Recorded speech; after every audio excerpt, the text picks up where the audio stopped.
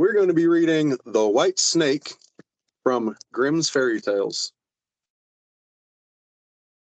A long time ago, there lived a king whose wisdom was noised abroad in all the country. Nothing remained long unknown to him, and it was as if the knowledge of hidden things was brought to him in the air. However, he had one curious custom. Every day at dinner, after the table had been cleared and everyone gone away, the trusty servant had to bring in one other dish, but it was covered up, and the servant himself did not know what was in it, and no one else knew, for the king waited until he was quite alone before he uncovered it. This had gone on a long time, but at last there came a day when the servant could restrain his curiosity no longer. But as he was carrying the dish away, he took it into his own room. As soon as he fastened the door securely, he lifted the cover, and there he saw a white snake lying on the dish. After seeing it, he could not resist the desire to taste it, and so he cut off a small piece and put it in his mouth. As soon as it touched his tongue, he heard outside his window a strange chorus of delicate voices. He went and listened, and found that in it was the sparrows talking together, and telling each other all they had seen in the fields and woods. The virtue of the snake had given him power to understand the speech of animals. Now it happened one day that the queen lost her most splendid ring, and suspicion fell upon the trusty servant, who had the general superintendence, and he was accused of stealing it. The king summoned him to his presence, and after many reproaches told him that if by the next day he was not able to name the thief, he should be considered guilty and punished. It was in vain that he protested his innocence. He could get no better sentence. In his uneasiness and anxiety, he went out into the courtyard and began to consider what he could do in so great a necessity. There sat the ducks by the running water and rested themselves, and plumed themselves with their flat bills, and held a comfortable chat. The servant stayed there where he was and listened to them. They told how they had waddled about all yesterday morning and found good food.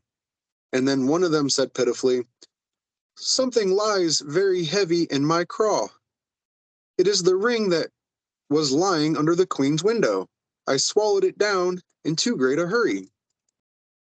Then the servant seized her by the neck, took her into the kitchen, and said to the cook, "Kill this one. She is quite ready for cooking." "Yes," said the cook, weighing it in her hand. "There will be no trouble of fattening this one. It has been ready ever so long." She then slit up its neck, and when it was opened, the queen's ring was found in its craw. The servant could now clearly prove his innocence. In order to make up for the injustice he had suffered, the king permitted him to ask some favor for himself, and also promised him the place of greatest honor in the royal household. But the servant refused it, and only asked for a horse and money for traveling, for he had a fancy to see the world and look about him a little. So his request was granted, and he set out on his way. And one day he came to a pool of water by which he saw 3 fishes who had gotten entangled in the rushes and were panting for water. Although fishes are usually considered dumb creatures, he understood very well their lament that they were to perish so miserably. And as he had a compassionate heart, he dismounted from his horse and put the 3 fishes back again into the water. They quivered all over with joy, stretched out their heads, and called to him, "We will remember and reward thee, because thou hast delivered us." He rode on, and after a while he heard a small voice come up from the sand underneath his horse's feet. He listened and understood how an ant king was complaining. "If only these men would keep off with their great awkward beasts. Here comes this stupid horse treading down my people with his hard hoofs." The man then turned his horse to the side path, and the ant king called out to him, "We will remember and reward thee." The path led him through a wood, and there he saw a father raven and mother raven standing by their nest and throwing their young ones out. "Off with you, young gallows birds," cried they, We cannot stuff you any more. You are big enough to fend for yourselves." The poor young ravens lay on the ground, fluttering and beating the air with their pinions, and crying, "We are poor helpless things. We cannot fend for ourselves. We cannot even fly. We can only die of hunger." The kind young man dismounted, killed his horse with his dagger, and left it to the young ravens for food.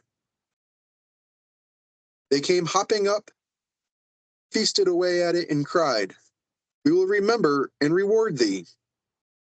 So now he had to use his own legs, and when he had gone a long way, he came to a great town.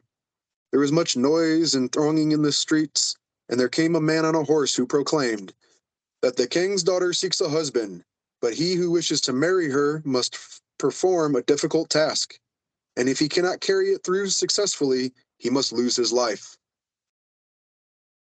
Many had already tried, but had lost their lives in vain.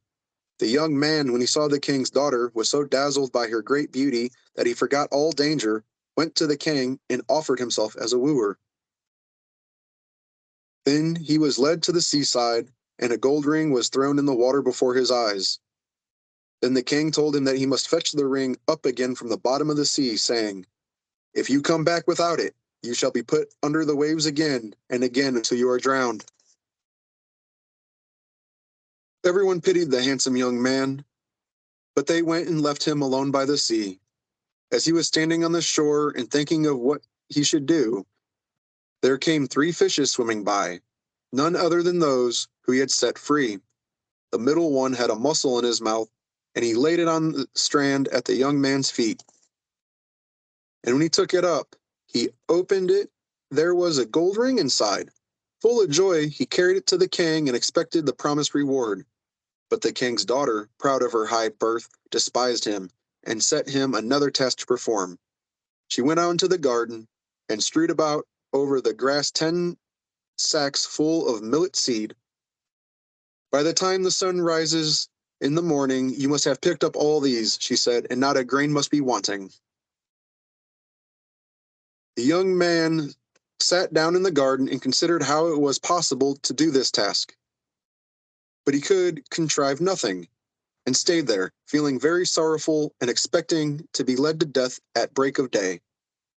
But when the first beams of the sun fell on the garden, he saw that the 10 sacks were all filled, standing one by the other.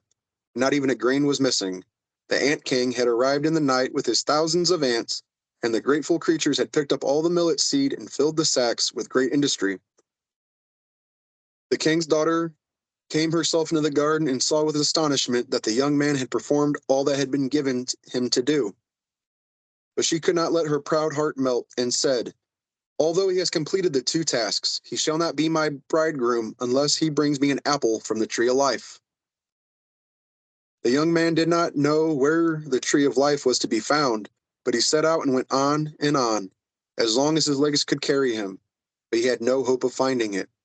When he had gone through the 3 kingdoms, he came one evening to a wood and seated himself under a tree to go to sleep. But he had heard a rustling in the boughs,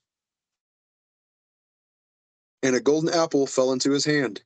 Immediately 3 ravens flew around him, perched on his knee, and said, "We are the 3 young ravens that you delivered from starving. When we grew big and heard that you were seeking the golden apple, we flew over the sea to the end of the earth, where the tree of life stands, and we fetched the apple." Full of joy, the young man set off on his way home and brought the golden apple to the king's beautiful daughter, who was without any further excuse. So they divided the apple of life and ate it together, and their hearts were filled with love, and they lived in undisturbed happiness to a great age.